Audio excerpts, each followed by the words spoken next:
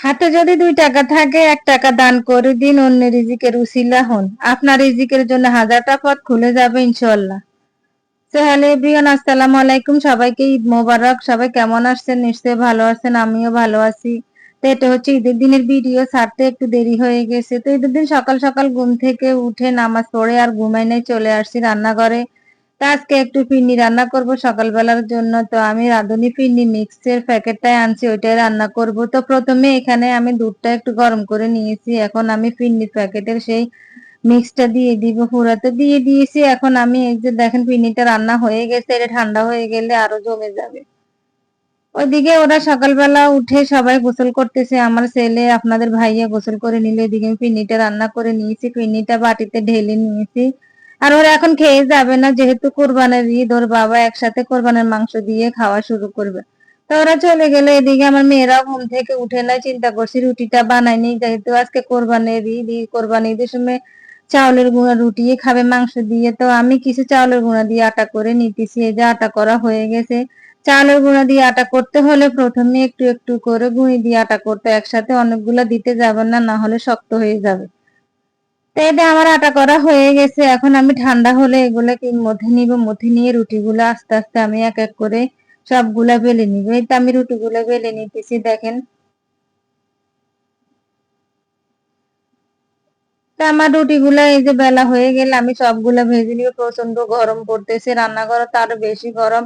আর এই রুটি বানাতে গেলে আমার কাছে মনে হয় যে কষ্ট বেশি লাগে। এই যে হাতে লেগে যায়, ফিনিতে লেগে যায়, আপনার বেলুনের মধ্যে লেগে যায়, অনেক কষ্ট লাগে। এই রুটি, আটা রুটি যেরকম তাড়াতাড়ি করে হয়ে যায়, এটা হতে চায় না। তা আগে আমার রুটিগুলো এক এক করে, এই যে বেলা হয়ে গেছে, এখন আমি রুটিগুলো আবার এক এক করে ভেজে নিব। তবে ভেজে নিব যে এখন ভেজে নিব না, এগুলা বেলে এখন রেখে দিব। এদিকে আমার মেয়েরা ঘুম থেকে উঠে গেছে, তো ওদেরকে রেডি করা দিয়ে পরে আমি রুটিগুলো ভাজবো। তো ওরা রেডি হয়ে গেছে, এখন নিচে যাওয়ার জন্য অস্থির হয়ে গেছে, নিচে যাবে, গরু জবাই দেখবে, কিভাবে মাংস কাটে ওইটা দেখবে। তো আমি ওদের 2 বোনকে লিফটে উঠে দিয়েছি, একা একা যেতে দিই না, ভয় লাগে, কিন্তু আজকে দিয়েছি। সবাই ওঠানামা করতেছে, তো তাই 2 বোনকে দিয়ে দিয়েছি। আর আবার এসে আমাকে বলতেছে ঈদ মোবারক। তো চলে গেল, ওরা 2 বোন চলে গেল। আমি এদিকে ঘরটা একটু গুছিয়ে নিয়েছি, আর গোছানোর পর এই যে আপনাদের সাথে একটু শেয়ার করতেছি, এমনিতেই শেয়ার করতেছি, কেউ আবার মনে কিছু নিবেন না। তো এটা এই যে আমার ঘরের ডাইনিং এর লুকটা, এটা হচ্ছে আমার ডাইনিং এর সাইডের লুক। এটা হচ্ছে আমার বেডরুম, একটা আমার 2টা বেডরুম। এটাতে আমার ছেলে থাকে, গেস্ট আসলে গেস্টেরা থাকে, শাশুড়ি আসলে থাকে, মা বাবা আসলে থাকে, এরকম। আর এটা হচ্ছে আমার বেডরুম। এই যে আমার বেডরুমটা আমি গুছিয়ে নিয়েছি। তারপরে রান্নাঘরটা তো সকাল থেকেই গোছানো, সবসময় গোছানো থাকে, মোছা থাকে। রুটি বেলার পরে একটু ময়লা হয়ে গেছে, এগুলো ক্লিন করে নিয়েছি। তো এই যে রান্নাঘরের সামনের এরিয়া হচ্ছে এটা। এই যে ডিপ ফ্রিজটা আসছে, তো ডিপ ফ্রিজটা পুরো ভরে যাবে। আর এদিকে যে আমার ওভেনটা, একটা বড় ফ্রিজ, লম্বা ফ্রিজটা এখানে রাখছি। তো আর কি, আমি এখন চলে যাব রুটিগুলা ভাজতে। এক এক করে রুটিগুলো আমার ভাজা হয়ে গেছে, দেখেন। আমি লাস্টের 2টা আপনাদের সাথে শেয়ার করছি, আর সবগুলো আমার প্রায় বেলা হয়ে গেছে। এই রুটি মনে হয় যে আমার কাছে ভাজতেও সময় বেশি লাগে। এই যে আটা রুটি যেরকম একবার 1 ফিট ওই ফিট করে দিলে হয়ে যায়, এটা মনে গায়ে আগুনে লাগে না, এরকম অবস্থা। তাই আমার রুটিগুলা বেলা হয়ে গেছে, দেখেন। এক এক করে বেশি বানাইনি, এই যে আমরা মানুষ যা আছি তা হিসাব করে বানাইছি। তো আর কি, এদিকে আমি রুটিগুলো হটপটে ঢুকে নিয়েছি। আর নিচ থেকে খবর আসছে যারা মাংস কাটতেছে তারা চা বিস্কিট খাবে, তো ওদের জন্য আমি কিছু চা করে নিয়েছি। এই যে, তো চাটা হয়ে গেছে, এখন আমি চাটা একটু ফ্লাস্কে ঢেকে নিব। ফ্লাস্কে দেখতে দিয়ে একটা ফ্লাক্সের মধ্যে ঢালতে গিয়ে একটা অ্যাক্সিডেন্ট হয়ে গেছে, মানে ছাঁকনি দিয়ে ফ্লাক্সে ঢালতে গেলে চা সব নিচে পড়ে যায়। তাই আমি এমনি চাটনি ছাড়া ঢেলে নিয়েছি। তো এদিকে মাঝে আবার আমার এই যে নিচে থেকে মাংস পাঠাই দিয়েছি, কিছু কলিজার মাংস রান্না করার জন্য। এটা সবাই দেয় আমার মনে হয়, রান্না করার জন্য আগে কিছু মাংস পাঠাই যেত। আমি ভালো করে মাংসগুলো ধুয়ে নিয়েছি। এটা লাস্টের দোয়া, আপনাদের না লাস্টের দোয়া না, সরি, এটা হচ্ছে 2য় নাম্বার দোয়া। এভাবে সব সব দোয়া তো আর ভিডিও তো দেখানো যায় না, লাস্টের দোয়াটাও আর শেয়ার করি নাই।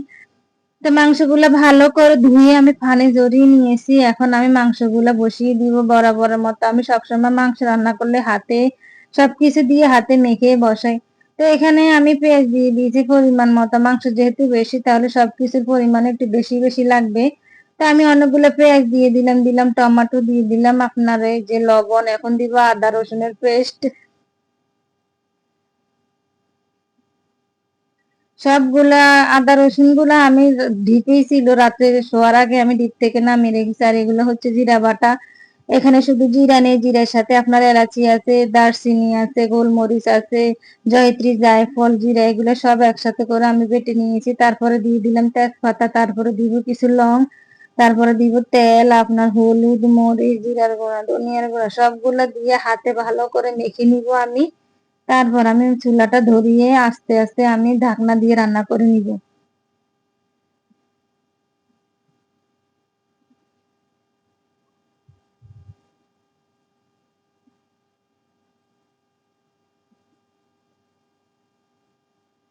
এই তো সবগুলো মশলা দেওয়া হয়ে গেছে, এখন আমি ভালো করে হাতে মেখে নিব। অনেকগুলা মাংস, হাত ঢুকে না ভিতরে, অনেক কষ্ট হয়েছে মাংসগুলা হাতে মাখতে। হাড্ডিগুলা হাতে লেগে হাতটা পুরো ছিঁড়ে যায়। তার আগে মাংসটা আমার মাখা হয়ে গেছে, এখন আমি চুলার আঁচটা ধরিয়ে দিব, দিয়ে ঢাকা দিয়ে আমি রান্না করে নিব।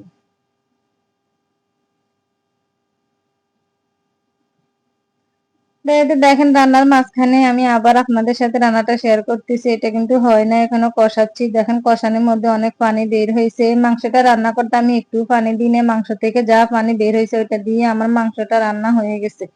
আর আমি আগে বলছি আমার এই পাতিলগুলো অনেক ভালো, এখানে আমি কোনো কিছু বেশি পরিমাণে রান্না করলে এই পাতিলেই করি, সিদ্ধ হয়ে যায় তাড়াতাড়ি। তো আমার মাংসটা তো রান্না হয়ে গেছে, মাখা মাখা এরকমই নামাবো।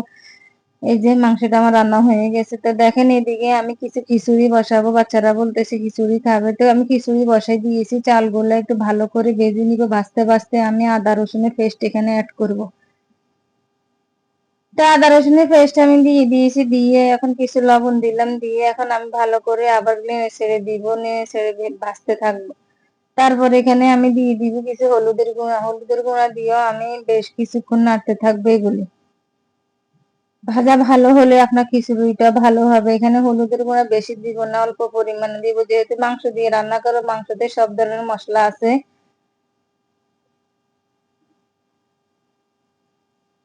তো এটা আমার হয়ে গেল ভাজা। এখন আমি এতে গরম পানি অ্যাড করব। আমি গরম পানি আগে করে রাখছি কেটলিতে, পরিমাণ মতো গরম পানি দিয়ে দিব।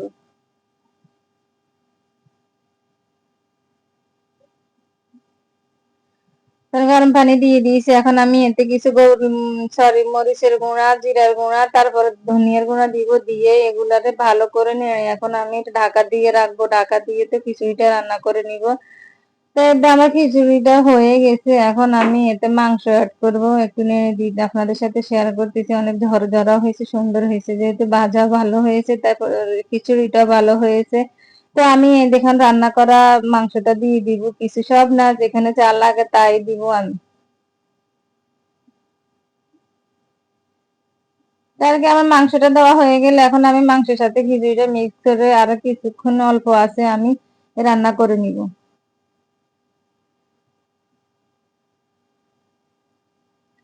এটা আমার মিক্স করা হয়ে গেছে, এখন আমার এই যে অল্প আছে কিছুক্ষণ আমি রান্নাও করে নিয়েছি। এখন লাস্টে আমি একটু ঘি আর তারপরে দিয়ে কিছু কাঁচামরিচ অ্যাড করে দিয়ে ঢাকা দিয়ে অল্প আছে রেখে দিব আরো কিছুক্ষণ। তো আর কি, আজকের ভিডিও এখান পর্যন্ত। আমার এদিকে নিচে থেকে মাংস চলে আসছে, মাংসগুলো প্যাকেট করতে হবে, সবাইকে দিতে হবে। সবাইকে আল্লাহ হাফেজ।